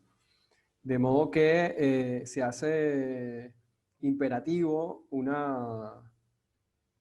digamos, una reconstrucción, entre comillas, de estas memorias alternativas, pero también teniendo en cuenta que uno de los retos más, digamos, más complejos en este siglo XXI es que mientras nos entreteníamos con las secuelas progre del mayo del 68, estaba ocurriendo otra revolución cultural que, digamos, ha sido mucho más exitosa y que tiene, digamos, que se expresa hegemónicamente el día de hoy, que es la revolución del sentido común neoliberal, que fue, digamos, usando la jerga del siglo XX, una revolución cultural que ocurrió sin darnos cuenta.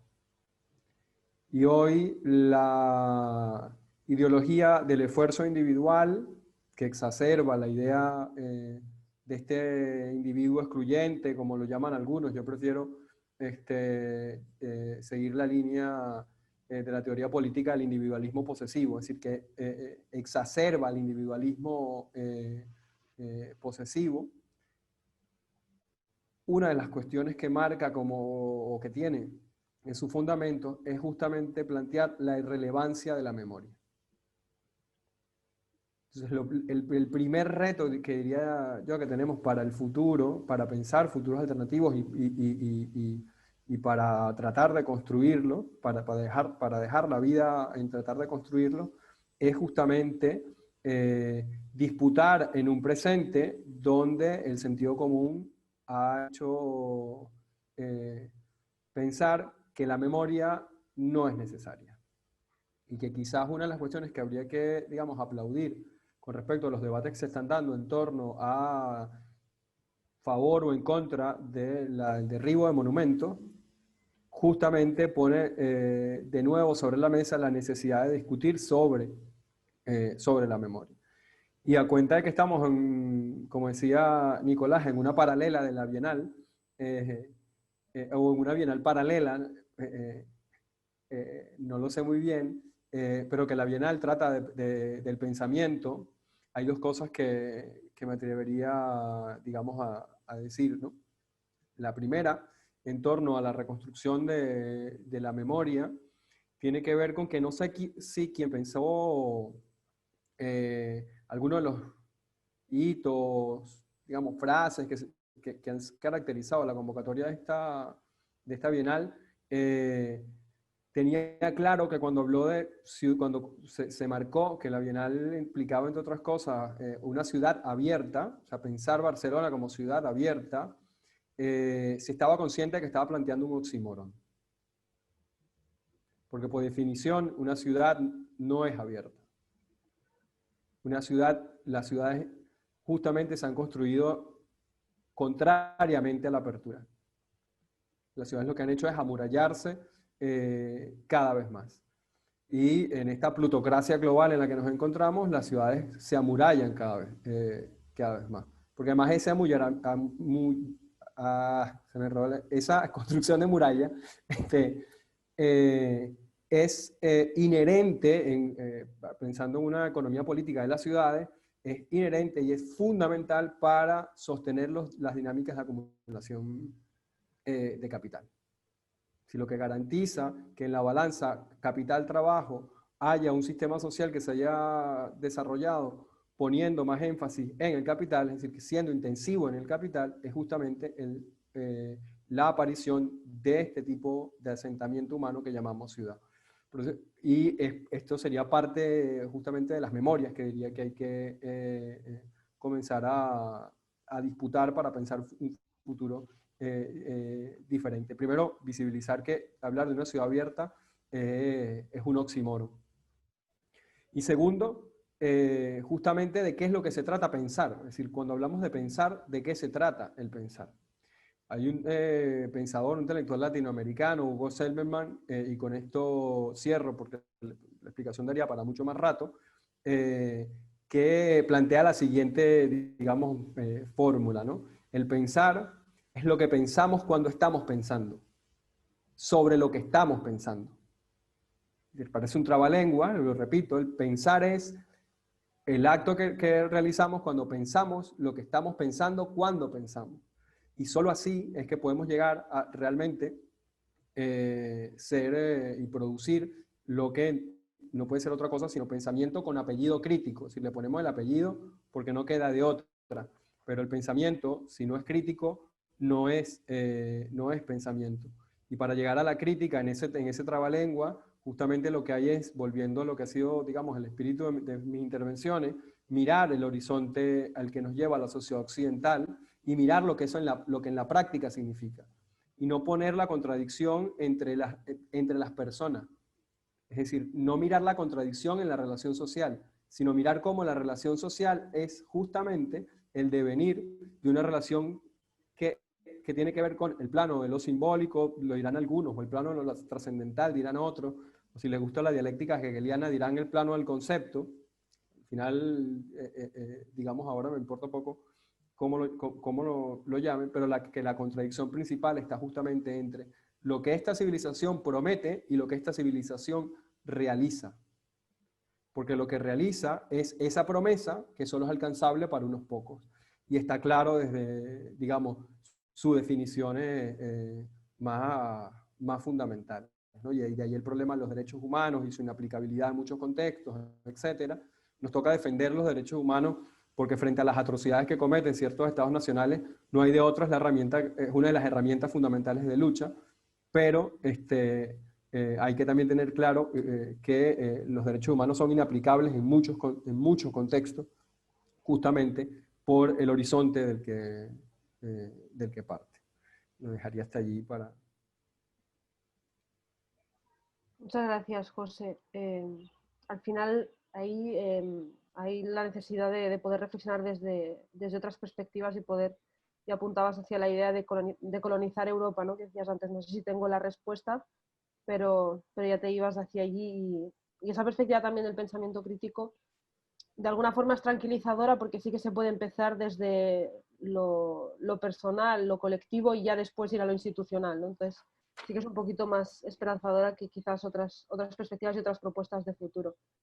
Sin presión para los demás ahora, o sea que Nadia, si nos quieres aportar algo. Bueno, es que aquí se están hablando de muchas cosas, ¿no? Hay muchas cosas en juego y todas súper importantes. Lo que decía Nicolás es pertinente, ¿no?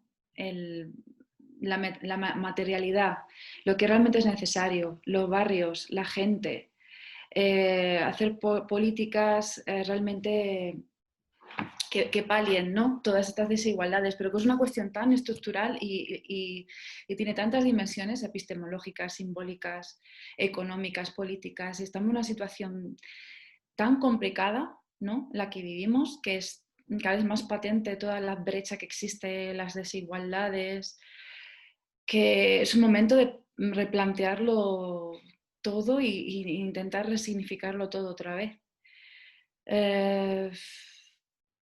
No sé, ya me gustaría ser optimista, mi tendencia es ser optimista y vemos que hay también una oportunidad quizá histórica de no sé, de ir hacia aquello que se anhela, ¿no? Que anhelamos. Pero es complicado, ¿no? Porque vivimos un sistema que realmente complicado enfrentarse a un monstruo tan grande, pero yo veo que cada vez que hay más un anhelo a tener una mayor soberanía, ¿no? Sobre uno mismo, sobre la salud, sobre la educación, sobre la alimentación. Cuestiones básicas, volver a redescubrir la importancia de las redes, de pensar más allá de uno mismo, de los cuidados, de la solidaridad. Entonces, la parte positiva que veo allí, que es que veo una mayor necesidad, por desgracia, a su sufrimiento y también mayor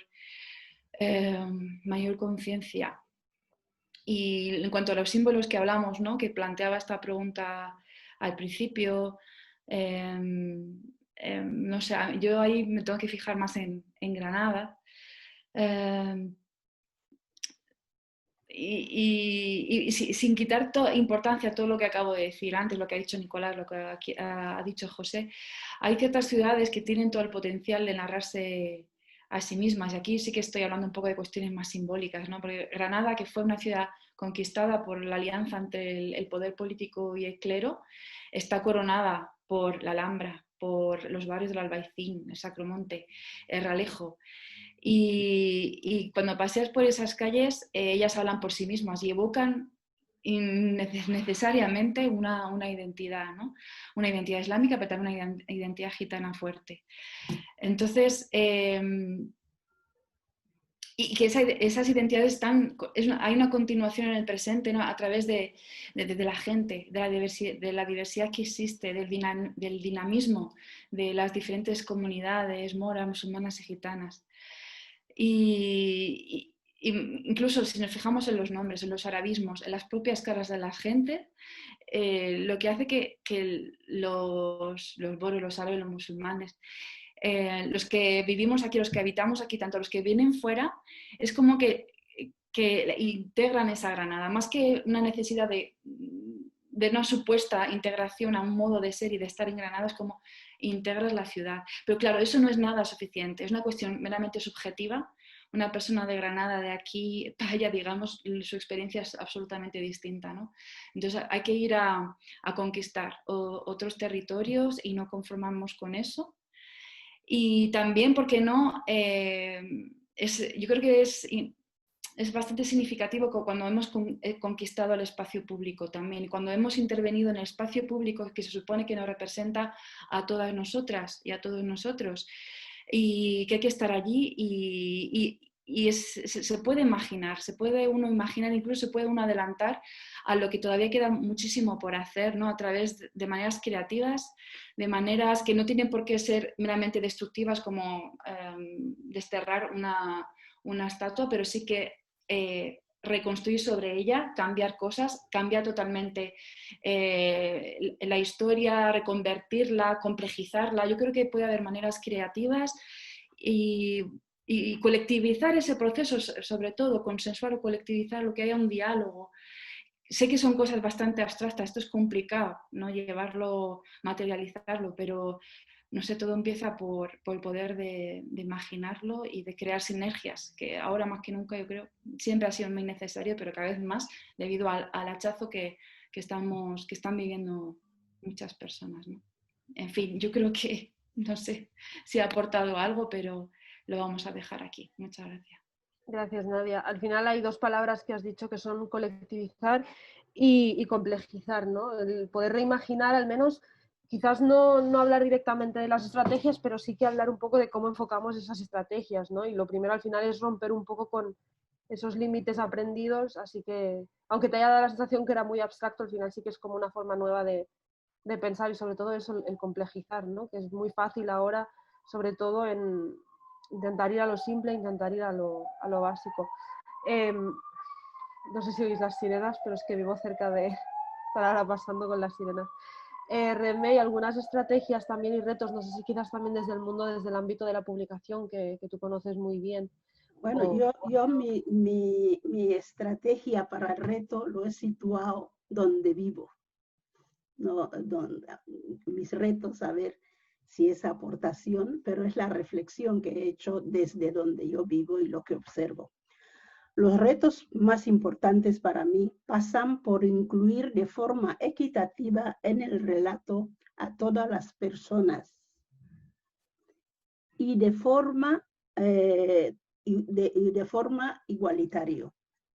Y todo ello sin que el racismo, la xenofobia presida la toma de decisiones, sino que se procure una equidad en función de los propios méritos y capacidad de las personas, sin apriorismos que disminuyan al otro, y sobre todo que la sociedad en su conjunto haga suyos estos valores y prácticas de la necesaria justicia social a la que como sociedad aspiramos.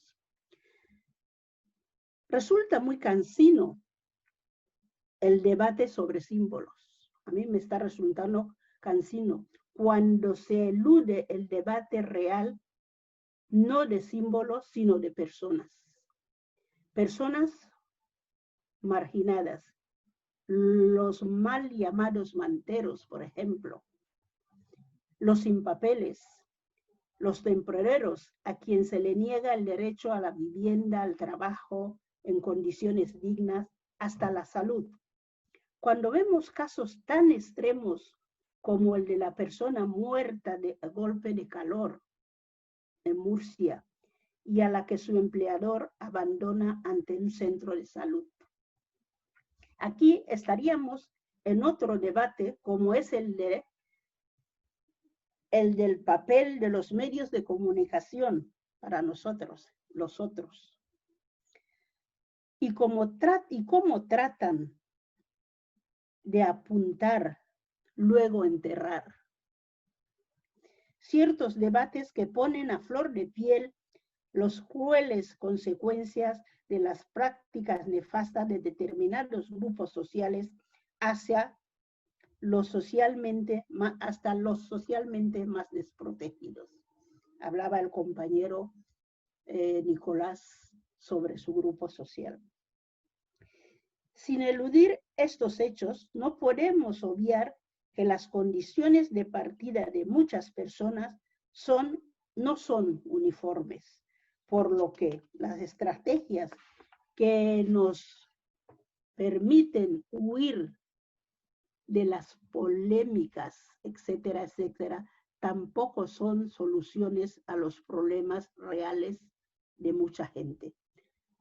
Haciéndose así de muy difícil solución la construcción de una historia de futuro que realmente puede incluir a todo el mundo. Porque ¿cómo se puede construir un futuro mejor desde unas desigualdades tan profundas? Iniciemos, pues, una pedagogía conjunta para poder llegar a alcanzar esta sociedad utópica. Pero de utopías se han hecho realidades muy, muy interesantes. Por lo tanto, yo no tengo la medicina de los retos y estrategias, pero pongo mi granito de arena. Las sociedades lo formaremos todos. Creo que es mi aportación. Muchas gracias, Rebey. Muy importante lo de construir también relatos que realmente estén incluyendo a todo el mundo, mirar hacia todos los márgenes, no solo de los que hemos hablado, sino que yo supongo que en el futuro iremos viendo nuevos márgenes y nuevos colectivos que quizás no hemos puesto en el centro y que cada vez son más importantes para nuestra sociedad. Nicolás, te toca cerrar a ti con algunas perspectivas de futuro. Supongo que una será el libro que tenéis, ¿no?, de futuro, así como retos y estrategias, leer el libro que viene, pero desde el ámbito de la educación y desde el ámbito que tú conoces también. Pues la verdad es que, como decía Nadia, es difícil evadirse de este sentimiento extraño, ¿no? de falta de horizontes de esperanza. Está la cosa jodida, está la cosa complicada para pensar en futuros. Pero sí, nuestra receta, y es la que venimos defendiendo, es tratar de gitanizarse. Poner más cosas gitanas en vuestras vidas, porque hemos sobrevivido, el pueblo gitano, las personas gitanas hemos sobrevivido a todos los poderes más poderosos que ha habido sobre la faz de la tierra, y no han conseguido acabar con nosotros. Seguimos siendo gitanos a pesar de toda la mala saña que han puesto en tratar de acabar con nosotros. Entonces yo creo que podemos enseñar a sobrevivir a todo esto, a pesar de que la mayor parte de la población gitana española está en exclusión social. Cada día salimos y tratamos de querernos unos a otros y de darnos cariño y de poner una sonrisa y poner una guitarra y vivir la vida. ¿Vale? Entonces yo creo que ahí hay mucho que aprender, pero sobre todo, ya digo, todo este proceso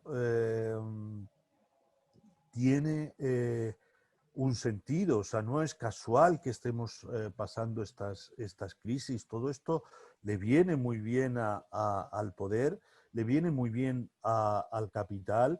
Se está generando cada día más y más y más acumulación de capital. Son los que están ganando. Y entonces tenemos que darnos cuenta de esto. No pueden acabar con nosotros, con los ciudadanos. Nos necesitan para seguir justificándose y para seguir teniendo consumidores de sus productos. Entonces, utilicemos esos poderes que tenemos para quitarles un poquito de su tremendo poder, y a hacerles un poquito, tocarles un poquito las narices y hacerles un poquito de rabiar, ¿no? Y de que vayan soltando parte de todo eso que han acumulado. Y organicémonos y movámonos y exijamos y analicemos a quién le damos el poder, a quién votamos, a quiénes estamos votando. Salgamos a las calles, reivindiquemos, exijamos que cambie la ley electoral, que las listas sean abiertas, que cada persona que vaya en una lista tenga que explicar su proyecto, porque es que al final acaban siendo concejales, consejeros, ministros, personas a quienes no sabemos, a quienes no hemos votado y nos imponen sus decisiones, ¿eh? Y no nos gustan nada, no nos hacen felices, ¿eh? No estamos contentos y contentas con todo lo que está ocurriendo y con dónde vivimos, ¿eh? O sea, este tipo de cosas son las que nos pueden ayudar a reencontrar esos horizontes de esperanza, la posibilidad de volver a organizarnos, a luchar por lo que queremos, ¿eh? Yo creo que por ahí es por donde va el camino. La mayor preocupación de los poderosos es ver cómo nos hacen obedecer, ¿eh?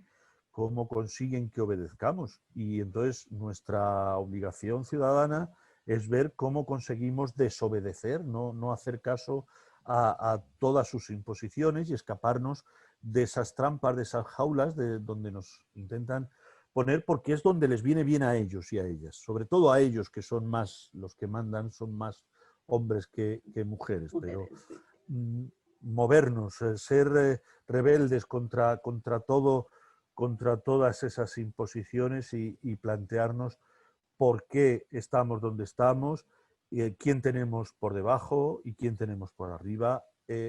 Por ahí yo creo que es el camino de encontrar a algunas luces que iluminen la salida.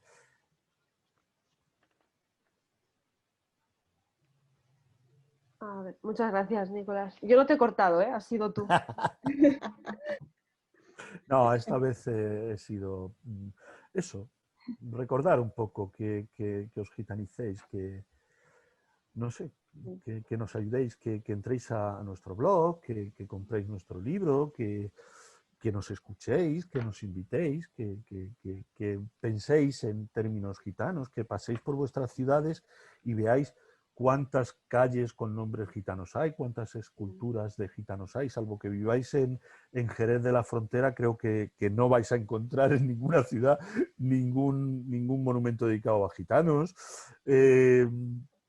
Que preguntéis por qué, que en las escuelas le planteéis en todos los espacios donde podáis participar y estar y que vuestra voz se escuche, preguntar por qué no hay gitanos o dónde está el tema de los gitanos, ¿no? Tener ahí esa lucecita que se encienda cada vez que vais a hacer algo, decir, ¿dónde está aquí los gitanos? ¿Dónde está la perspectiva, el color, la música, lo que sea, la comida, algo gitano? Me falta.